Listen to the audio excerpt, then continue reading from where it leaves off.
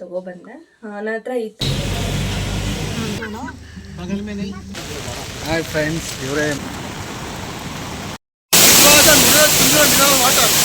ಮಾನವನಾಗಿ ಹುಟ್ಟಿದ ಮೇಲೆ ಏನೇನು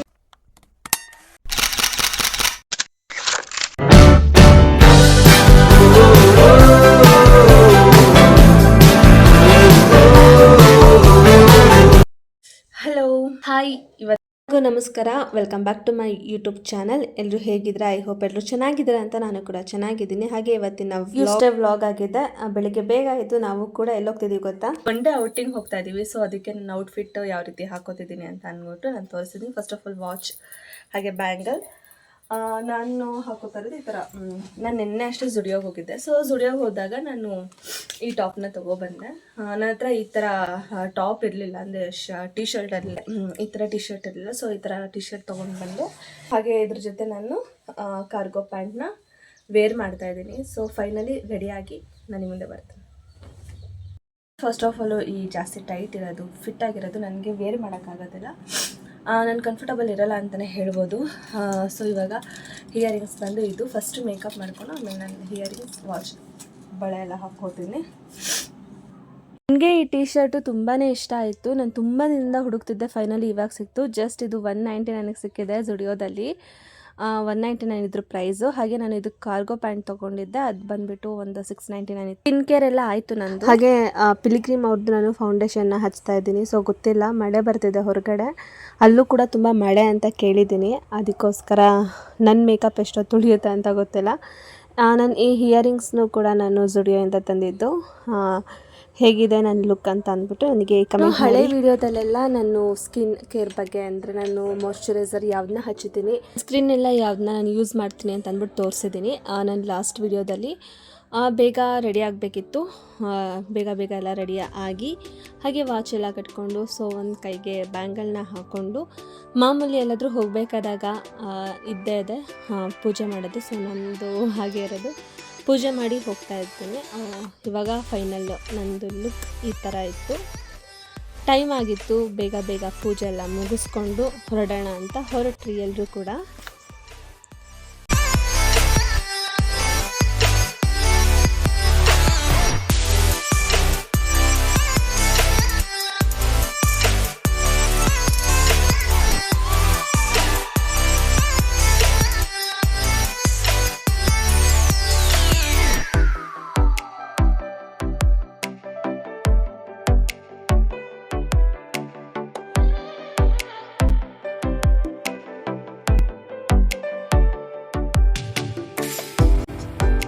ಇಲ್ಲಿಂದ ನಮ್ಮ ಸ್ವೀಟೆಸ್ಟ್ ಜರ್ನಿ ಸ್ಟಾರ್ಟ್ ಆಗ್ತಿದೆ. ಹಾಗೆ ದಾವಣಗೆರೆಯಿಂದ ಡೈರೆಕ್ಟ್ ಜೋಗ್ ಫಾಲ್ಸ್ಗೆ.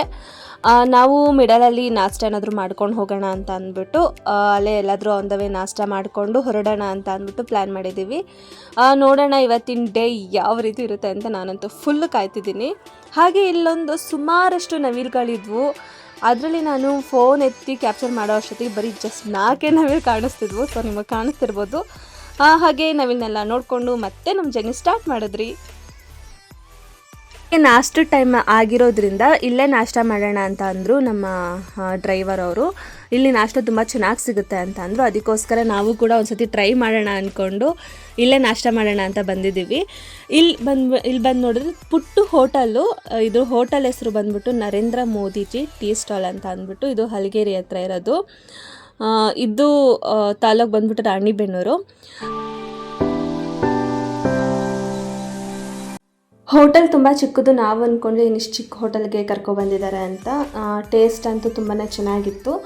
ನಾನು ಪಡ್ನ ತೊಗೊಂಡಿದ್ದೆ, ಪಡ್ಡು ಚಟ್ನಿ.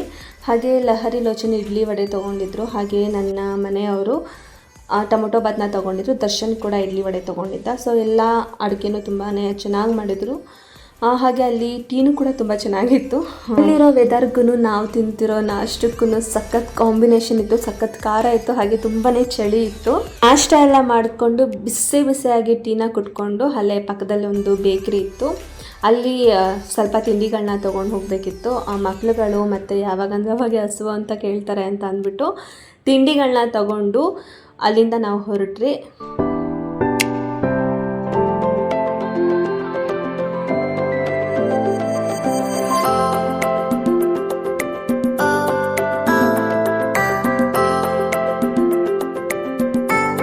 ಅದೇ ರೋಡಲ್ಲಿ ಸ್ವಲ್ಪ ದೂರ ಹೋದ್ಮೇಲೆ ಒಂದಷ್ಟು ಬಾತುಕೋಳಿಗಳು ಸಾಕಿದ್ರು ಅನಿಸುತ್ತೆ.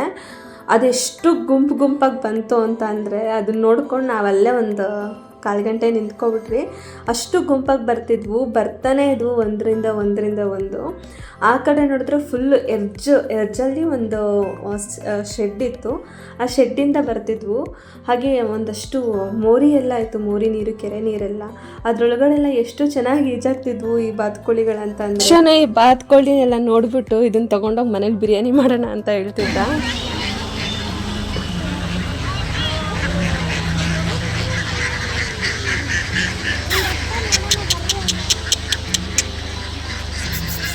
ಎಷ್ಟೊಂದು ಐತಲ್ಲ,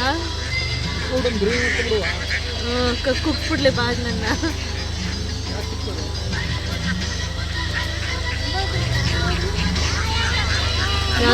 ಇದನ್ನ ನೋಡ್ರಿ, ಇದನ್ನ ಅದನ್ನ ನೋಡ್ರಿ, ಬ್ಲಾಕ್ ಕಲರ್.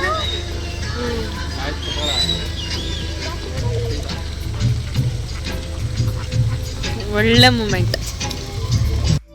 ಮುಂದಕ್ಕೆ ಹೋಗ್ತಾ ನಮ್ಮ ಜರ್ನಿ ಇನ್ನೂ ಸ್ಪೆಷಲ್ ಆಗಾಯಿತು. ಹೋಗ್ತಾ ಗದ್ದೆ ಹಾಗೆ ಕಾಡು ಎಷ್ಟು ನಮ್ಮ ಮನಸ್ಸಿಗೆ ಥ್ರಿಲ್ ಅನ್ನಿಸ್ತಿತ್ತು. ಹಾಗೆ ನಮಗೆ ಒಂದು ಲೈಟಾಗಿ ಕಾಫಿ ಕುಡಿಬೇಕು ಅನ್ನಿಸ್ತು. ತುಂಬಾ ಮಳೆ ಬರ್ತಿತ್ತು, ಚಳಿನೂ ಕೂಡ ಆಗ್ತಿತ್ತು. ಅದಕ್ಕೋಸ್ಕರ ಕಾಫಿ ಎಲ್ಲ ಕುಡ್ಕೊಂಡು ಮುಂದಕ್ಕೆ ಹೋದರೆ ಅಲ್ಲಿ ಒಂದು ಕಾಡಿತ್ತು. ಸೊ ಹಿಮ ಬೀಳ್ತಿತ್ತು. ಎಷ್ಟು ಎಂಜಾಯ್ ಮಾಡಿದ್ದೀವಿ. ಇದ್ರ ಜೊತೆ ಒಂದು ಸಾಂಗ್ ಹಾಕ್ಕೊಂಡು ಜರ್ನಿ ಮಾಡಿದ್ರೆ ಅದ್ರ ಮಜಾನೇ ಬೇರೆ. ನನಗಂತೂ ಸಿಕ್ಕಾಪಟ್ಟೆ ಎಂಜಾಯ್ ಮಾಡ್ಕೊಂಡು ಹೋಗ್ತಿದ್ದೆ ನಾನಂತೂ. ಇದು ಎಲ್ರಿಗೂ ಅನುಭವ ಆಗಿರುತ್ತೆ. ಅದರಲ್ಲೂ ಈ ಫಾಗು, ಈ ಮಳೆ, ಅದನ್ನೆಲ್ಲ ನೋಡಿದ್ರೆ ತುಂಬಾ ಮನಸ್ಸಿಗೆ ಹತ್ತಿರ ಆಗುತ್ತೆ. ಸೊ ಯಾವುದೇ ಟೆನ್ಷನ್ ಇರ್ಬೋದು, ಅದನ್ನೆಲ್ಲ ಈ ಒಂದು ಪ್ರಕೃತಿನ ನೋಡಿಕೊಂಡು ಮರೆತುಬಿಡ್ಬೋದು. ಹಾಗೆ ನೋಡ್ತಿದ್ದಂಗೆ ಜೋಗ್ ಫಾಲ್ಸ್ ಗೇಟ್ ಬಂದೇ ಬಿಡ್ತು. ನಾವು ರೀಚ್ ಆಗಿದ್ದು ಒಂದು 11:30 ಅನಿಸುತ್ತೆ. ಹಾಗೆ ಒಳಗಡೆ ಹೋಗ್ತಿದ್ದಂಗೆ ಮಳೆ ಸ್ವಲ್ಪ ಜೋರಾಗಿತ್ತು.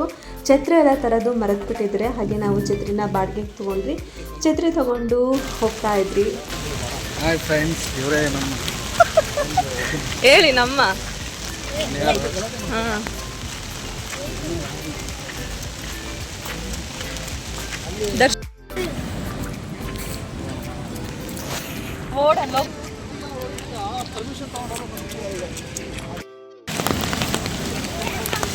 ದರ್ಶು ಬಾ. ಲಾಲಿ, ಏನು ಅನ್ನಿಸ್ತಿದೆ ನಿನಗೆ? ಲೋಚನ್, ನೀವು ಹೇಳಿ. ಫಸ್ಟ್ ಟೈಮ್ ಹೇಳ್ತೀನಿ ಕರ್ಕೊಂಡ್ಬಂದಿದ್ರು.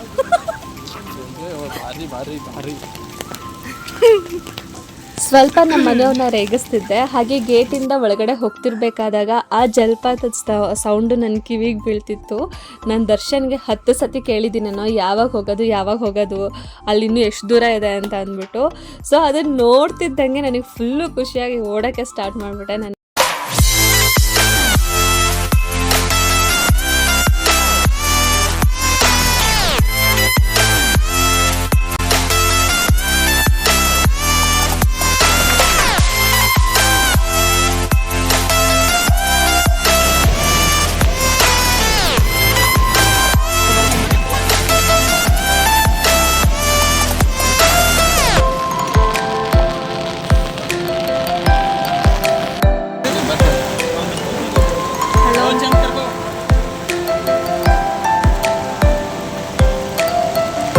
ಮಾನವನಾಗಿ ಹುಟ್ಟಿದ ಮೇಲೆ ಏನೇನ್ ಕಂಡಿ? ತನಕ ಸಂಸಾರದೊಳಗೆ ಗಂಡ ಗುಂಡಿ ಏರಿಕೊಂಡು ಹೋಗೋದಿಲ್ಲ ಸತ್ತ ಬಂಡಿ, ಏರಿಕೊಂಡು ಹೋಗೋದಿಲ್ಲ ಸತ್ತ ಬಂಡಿ, ಇರೋದ್ರೊಳಗೆ ಗುಂಡಿ.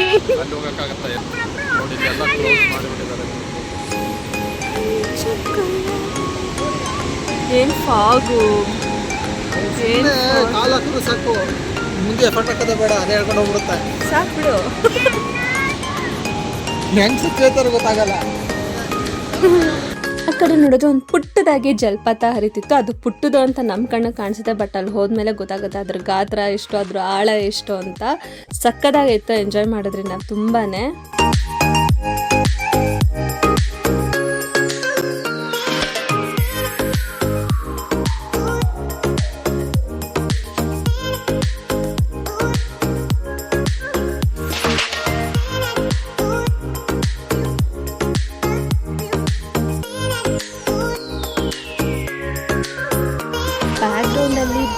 ಹಾಗೆ ಗ್ರೀನಿ ಟ್ರೀಗಳಿರೋದ್ರಿಂದ ಅಂದರೆ ಬೆಟ್ಟಗಳೆಲ್ಲ ಸ್ವಲ್ಪ ಗ್ರೀನ್ ಕಲರ್ ಕಾಣಿಸ್ತಿತ್ತು.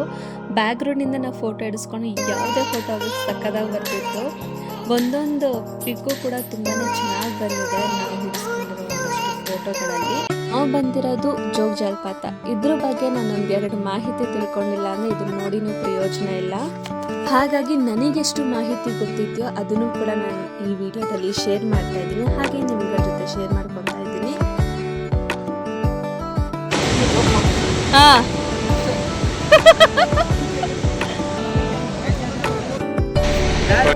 ನಾವಿವತ್ತು ಜೋಗ್ ಫಾಲ್ಸ್ ಬಂದಿದ್ದೀವಿ. ಶಿವಮೊಗ್ಗದ ಇರೋಂಥ ಜೋಗ್ ಫಾಲ್ಸ್ ಎಷ್ಟು ತುಂಬಾ ಚೆನ್ನಾಗಿದೆ. ಜೋಗ ಜಲಪಾತವು ಕರ್ನಾಟಕದ ಶಿವಮೊಗ್ಗ ಜಿಲ್ಲೆಯಲ್ಲಿದೆ. ಇದು ಭಾರತದ ಅತ್ಯಂತ ಎತ್ತರವಾದ ಜಲಪಾತಗಳಲ್ಲಿ ಒಂದು. ಸುಮಾರು 830 ಅಡಿ ಅಂದರೆ 253 ಮೀಟರ್ ಎತ್ತರದಿಂದ ಬೀಳುತ್ತದೆ. ಜೋಗ ಜಲಪಾತವನ್ನು ಜರ್ನ ಜಲಪಾತ ಎಂದು ಕೂಡ ಕರೆಯಲಾಗುತ್ತದೆ. ಈ ಜಲಪಾತವು ಶರಾವತಿ ನದಿಯಿಂದ ನಿರ್ಮಾಣವಾಗಿದ್ದು 4 ಭಾಗಗಳಲ್ಲಿ ನೀರು ಬೀಳುತ್ತದೆ. ಒಂದು ರಾಹ, ರೋರರ್, ರಾಕೆಟ್ ಮತ್ತು ರಾಣಿ. ಮಳೆಗಾಲದಲ್ಲಿ ಜೂನ್ನಿಂದ ಸೆಪ್ಟೆಂಬರ್ ಜೋಗ ಜಲಪಾತ ಅತ್ಯಂತ ಭವ್ಯವಾಗಿ ಹರಿದು ಬರುವ ಕಾರಣ ಪ್ರವಾಸಿಗರಿಗೆ ಇದು ಅತ್ಯುನ್ನತ ಸಮಯ. ಹಾಗೆ ನಾವು ಬಂದಿದ್ದು ಸರಿಯಾದ ಸಮಯ ಅಂತಲೇ ಅನ್ಕೋತೀನಿ, ಯಾಕಂದರೆ ಅಷ್ಟು ಭವ್ಯವಾಗಿ ನೀರು ಹರಿದು ಬರ್ತಿರೋದನ್ನ ನಾವು ಕೂಡ ನೋಡ್ತಾ ಇದ್ದೀವಿ. ನಿಜವಾಗ್ಲೂ ಈ ಒಂದು ಪ್ರಕೃತಿನ ಸೆಲೆಬ್ರೇಟ್ ಮಾಡೋ ಹಂಗೆ ಅನ್ನಿಸ್ತಿದೆ ನಮಗೆ. ಹಾಗೆ ನಾವು ಕೆಳಗಡೆಯಿಂದನೂ ಕ್ಯಾಪ್ಚರ್ ಮಾಡಿದ್ದೀನಿ, ಮೇಲ್ಗಡೆ ಹೋಗಿನೂ ಕ್ಯಾಪ್ಚರ್ ಮಾಡಿದ್ದೀನಿ. ಎಷ್ಟು ಸುಂದರವಾಗಿರೋ ಒಂದು ಪ್ರಕೃತಿನ ನೋಡಿ ಸಮಯ ಹೋಗೋದೇ ಗೊತ್ತಾಗ್ತಿಲ್ಲ. ಸೊ ಅಷ್ಟು ನಮಗೆ ಒಂಥರ ಫೀಲ್ ಆಗ್ತಿದೆ, ಒಂಥರ ಚೆನ್ನಾಗಿ ಅನ್ನಿಸ್ತಿದೆ. ನಮ್ಮ ಬಾಡಿ ಎಲ್ಲ ಫುಲ್ಲು ಒಂಥರ ಲೈಟ್ ವೆಯ್ಟ್ ಅನ್ನಿಸ್ತಿದೆ ಈ ಒಂದು ಮೂಮೆಂಟ್ಗಳನ್ನ ನೋಡಿ. ತುಂಬಾ ಚೆನ್ನಾಗಿ ಎಷ್ಟು ಕಲರ್ಫುಲ್ಲಾಗಿ ಬಂದಿದೆ ಒಂದು ಈ ವಿಡಿಯೋ ಅಂತ ಅಂದರೆ ನಿಜವಾಗ್ಲೂ ಇದನ್ನು ಯಾವುದೇ ಕಾರಣಕ್ಕೂ ಮರೆಯೋಕ್ಕಾಗೋದಿಲ್ಲ. ಅಷ್ಟು ಮೆಮೊರಿಬಲ್ ಆಗಿರೋವಂಥ ದಿನ ಅಂತ ಹೇಳ್ಬೋದು ಇವತ್ತಿನ ದಿನ. ಸೊ ನಾನಂತೂ ಇದರಲ್ಲಿ ನಿಂತು ಒಂದು ಅರ್ಧ ಗಂಟೆ ಮೈ ಮರ್ತಿದ್ದಂತೂ ನಿಜ.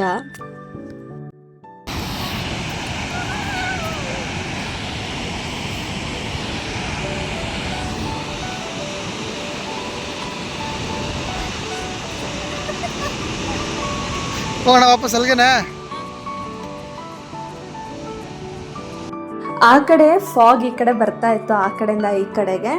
ಇಲ್ಲೊಂದು ಫೋಟೋ ಕ್ಲಿಕ್ ಮಾಡ್ಕೊಂಡು ಹೋಗೋಣ ಅಂತ ಅಂದ್ಬಿಟ್ಟು ವೆಯ್ಟ್ ಮಾಡಿ ಫಾಗ್ ಈ ಕಡೆ ಎಲ್ಲ ಬಂದ ಮೇಲೆ ನಾವು ಫೋಟೋ ಎಲ್ಲ ತಗೊಂಡು ನಾನು ಮತ್ತು ನನ್ನ ಹಸ್ಬೆಂಡು ಹಾಗೆ ಹೋಗ್ತಾ ಇದ್ದೀವಿ ಎಲ್ಲರೂ ವಾಪಸ್ಸು. ನಡಿ, ಇನ್ನೂ ಒಂದಷ್ಟು ಪ್ಲೇಸ್ನ ಕವರ್ ಮಾಡಬೇಕಿತ್ತು, ಅದಕ್ಕೆ ಅಲ್ಲೂ ಒಂದು 1.5 ಅವರ್ ನಾವು ಟೈಮ್ ಸ್ಪೆಂಡ್ ಮಾಡಿದ್ರಿ.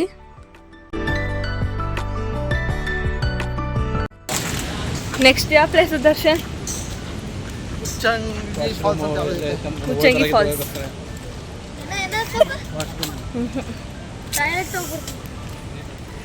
ನೋಡಿ, ನನ್ನ ಫಸ್ಟ್ ಟೈಮ್ ಅಂದರೆ ನಾನು ಚಿಕ್ಕ ಹುಡುಗಿ ಇರ್ಬೇಕಾದಾಗ ಬಂದಿದ್ದು. ಇವಾಗ ಇವನಿಂದ ಬರಂಗಾಯಿತು. ಯಾರಿಂದ ಅಂದರೆ ಇವನಿಂದ. ಪ್ಲ್ಯಾನು ಏನು ಹಾಂ, ನಾವೇನು ಪ್ಲ್ಯಾನ್ ಮಾಡಿರಲಿಲ್ಲ, ಹೋಗಲೇಬೇಕು ಅಂತ ಅಂದ್ಬಿಟ್ಟು. ಸೊ ಇವ್ನು ಬರ್ತೀನಿ ಫಾಲ್ಸ್ಗೆ ಹೋಗೋಣ ಅಂತ ಅಂದ. ಹಾಗಂಗೆ ಕಾರು ಬುಕ್ ಆಯಿತು, ಹಾಗೆ ನಮ್ಮ ಮನೆಯವರು ಬುಕ್ ಆಗಿಬಿಟ್ರು ಬರೋಕ್ಕೆ. ಇನ್ನೊಂದು ಸ್ಪೆಷಲ್ ವಿಷಯ ಅಂತ ಅಂದರೆ ನನ್ನ ಮನೆಯವ್ರು ನನ್ನ ಜೊತೆ ಬಂದಿದ್ದು. ನಾನು ತುಂಬ ದಿನದಿಂದ ಕೇಳ್ತಿದ್ದೆ ಹೊರಗಡೆ ಹೋಗೋಣ ಅಂತ ಅಂದ್ಬಿಟ್ಟು. ಅವರು ಹೋಗೋಣ ಅಂತ ಅಂತಿದ್ರು. ಬಟ್ ನಾನು ಕೇಳೋದಕ್ಕೂ ದರ್ಶನ್ ಬಂದೆಲ್ಲ ಪ್ಲ್ಯಾನ್ ಮಾಡಿದ್ದಕ್ಕೂ ಎಲ್ಲ ಕ್ವಿಕ್ಕಾಗ್ಬಿಡ್ತು. ಸೊ ಅವರು ರಜಾ ಹಾಕೊಂಡು ನಾವು ಕೂಡ ಹೊರಟ್ರಿ. ಮತ್ತೆ ನಾವು ನೆಕ್ಸ್ಟ್ ಹೋಗಿದ್ದು ಮಾವಿನಗುಂಡಿ ಫಾಲ್ಸ್. ಹಾಗೆ ರೋಡಲ್ಲೇ ಇತ್ತದು. ಇಳ್ತಿದ್ದು ಫಾಲ್ಸು, ರೋಡ್ ಮಧ್ಯದಲ್ಲಿ ಸಿಕ್ಕಿರೋ ಫಾಲ್ಸು.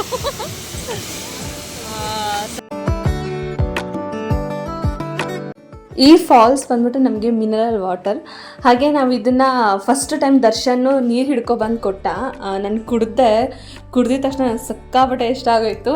ದರ್ಶನ್ ಒಂದು ಬಾಟಲ್ ತುಂಬಿಸ್ಕೊಳ್ಳೋ ಅಂತ ಹೇಳಿ ಅವನಿಗೆ ಬಾಟಲ್ ಕೊಟ್ಟು 1 ಬಾಟಲ್ ಪೂರ್ತಿ ನೀರು ತುಂಬಿಸ್ಕೊಂಡು ಹೋಗಿದ್ದು.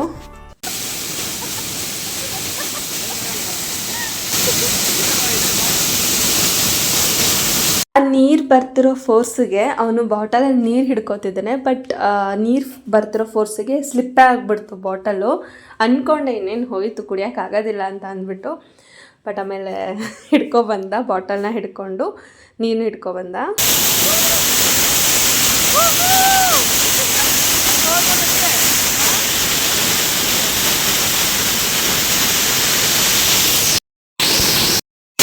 ಅಲ್ಲೆಲ್ಲೇ ತುಂಟು ಕಣ್ಣ ಸುಂದರ.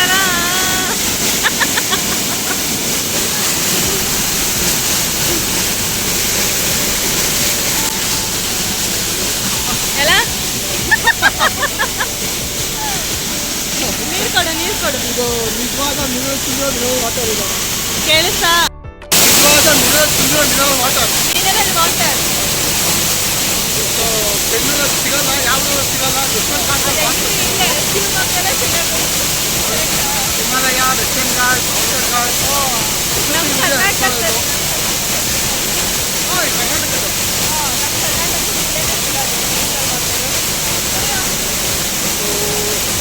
ಚೆನ್ನಾಗಿದೆ.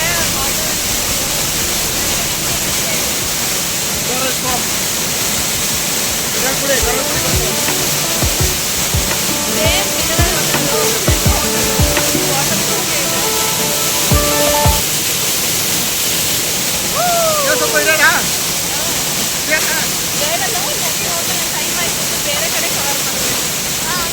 ನಮ್ಗೆ ಕಾಸು ಸಿಕ್ಕಿದೆ, ಕಾಯಿನ್ಸು, ಮಳೆ.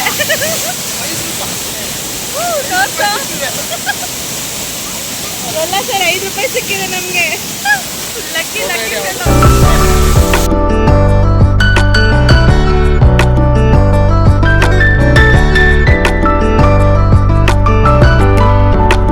ನೀವು ಶಿವಮೊಗ್ಗಕ್ಕೆ ಬಂದ್ರೆ ಮಾವಿನಗುಂಡಿ ಫಾಲ್ಸ್ ಇದು ಕಾಣಿಸ್ತಿದ್ಯಾ ನಿಮಗೆ? ಓಕೆ, ಇದು ಮಾವಿನಗುಂಡಿ. ಯಾಕೆ ನಾನು ತೇವ ಮಾಡಬೇಡ. ಮಾವಿನಗುಂಡಿ ಫಾಲ್ಸ್ ಪ್ರಕೃತಿ ನೋಡ್ಕೊಳ್ಳೋದು ನೀನು ಬಂದಿಲ್ಲ ಅಂತ ಹೇಳಿ ನಿಮ್ಮ ಬಿಸಿ ಸರ್ಟಿಫಿಕೇಟ್ನ ಹರಿದು ದಿವಸ. ಫಾಲ್ಸ್ ಸುತ್ತಮುತ್ತ ಎಷ್ಟು ಚೆನ್ನಾಗಿದೆ, ಆದರೆ ಅಲ್ಲಿ ಫುಲ್ಲು ಪ್ಲಾಸ್ಟಿಕ್ಕು ಬಾಟಲ್ಸು ಎಲ್ಲ ಬಿಸಾಕ್ಬಿಟ್ಟಿದ್ದಾರೆ. ನಮ್ಮ ಕೈಯಲ್ಲಿ ಎಲ್ಲ ಎತ್ಕೊಂಡು ಹೋಗೋಕ್ಕಾಗಿಲ್ಲ. ಎಷ್ಟು ಬೇಕೋ ಅಷ್ಟು ಎತ್ಕೊಂಡೋಗಿ ನಾವು ತೊಗೊಂಡೋಗಿ ಡಸ್ಟ್ಬಿನ್ಗೆ ಹಾಕಿದ್ರಿ. ಇವತ್ತಿನ ವ್ಲಾಗ್ ನಿಮಗೆ ಇಷ್ಟ ಆಯಿತು ಅಂದ್ಕೊತೀನಿ. ಹಾಗೆ ನಿಮಗೇನಾದರೆ ಈ ವಿಡಿಯೋ ಇಷ್ಟ ಆಗಿದ್ರೆ ಲೈಕ್ ಮಾಡಿ, ಶೇರ್ ಮಾಡಿ, ಸಬ್ಸ್ಕ್ರೈಬ್ ಮಾಡಿ. ಇನ್ನಷ್ಟು ವಿಡಿಯೋಗಳನ್ನ ನಿಮಗೋಸ್ಕರ ಅಪ್ಲೋಡ್ ಮಾಡ್ತಾಯಿದ್ದೀನಿ. ಹಾಗೆ ಪಾರ್ಟ್ 2 ವಿಡಿಯೋನು ಕೂಡ ನಾನು ನೆಕ್ಸ್ಟ್ ವ್ಲಾಗಲ್ಲಿ ಹಾಕ್ತೀನಿ. ನೆಕ್ಸ್ಟ್ ನಾವೆಲ್ಲೆಲ್ಲಿ ಹೋಗಿದ್ರಿ ಅಂತ ಅಂದ್ಬಿಟ್ಟು. Thank you. ಅಲ್ಲಿ ಗಂಟ ವೇಟ್ ಮಾಡ್ತಾರೆ. Thank you so much. Love you all. Bye.